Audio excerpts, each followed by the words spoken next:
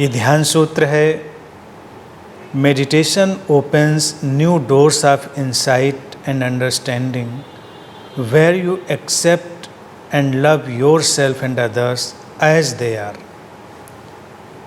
ध्यान तुम्हारे लिए अंतर्दृष्टि और समझ के नए द्वार खोलता है, जिसके माध्यम से तुम अपने को और दूसरों को वैसा ही स्वीकार कर पाते हो और प्रेम कर पाते हो जैसे वो सचमुच में हैं।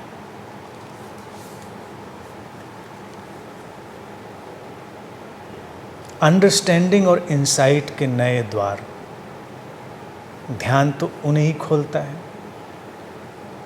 और सूत्र कहता है कि जब ये द्वार खुलते हैं तो अपने को, सबसे पहला काम तो अपने से ही शुरू करेगा, अपने को स्वीकार करना और प्रेम करना।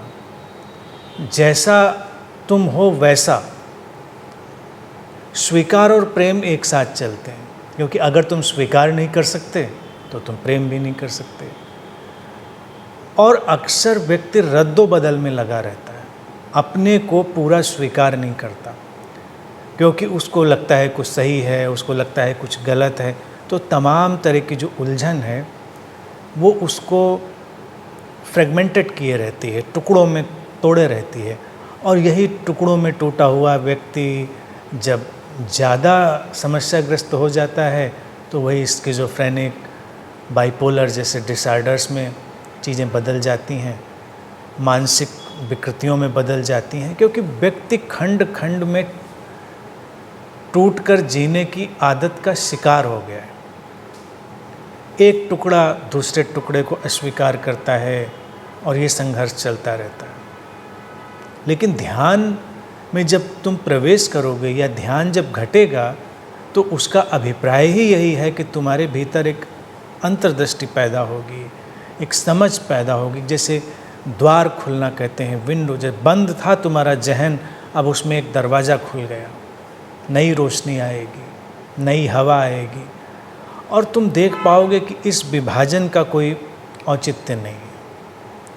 अस्तित्व ने तुम्हें जैसा भी रचा है तुम उसका पूरा स्वीकार करते हो और उस स्वीकार से ही रूपांतरण घटता है। और फिर यही बात अपने से निकलकर दूसरों तक फैलेगी, क्योंकि दूसरों के मामले में भी व्यक्ति का बहुत ज़्यादा चुनाव रहता है, उसके निर्णय रहते हैं।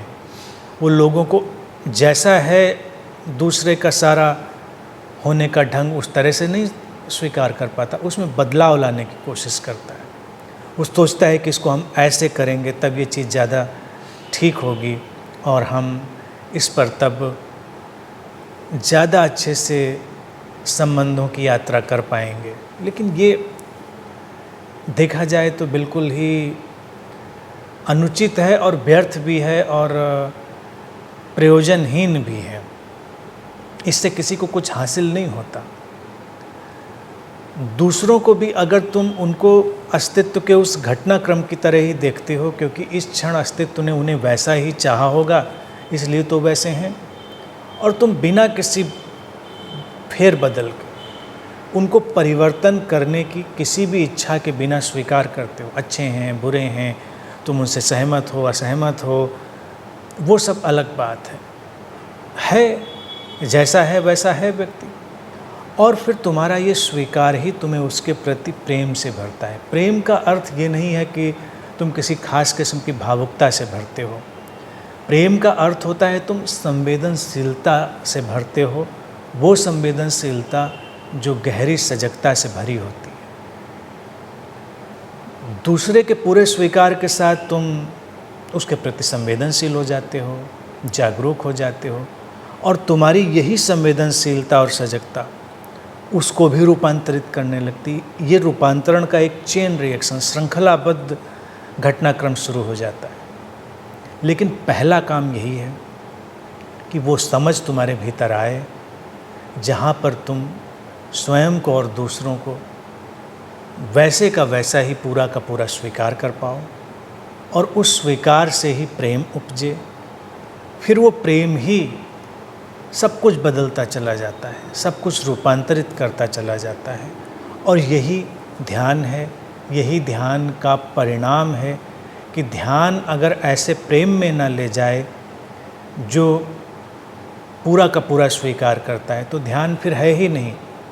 ध्यान और प्रेम एक ही बात है, लेकिन इसमें जैसा कि ध्यान की बात है, वही बात प्रेम की भी है कि बिना किसी चुनाव के, बिना किसी निर्णय के अपना और दूसरे का पूरा स्वीकार।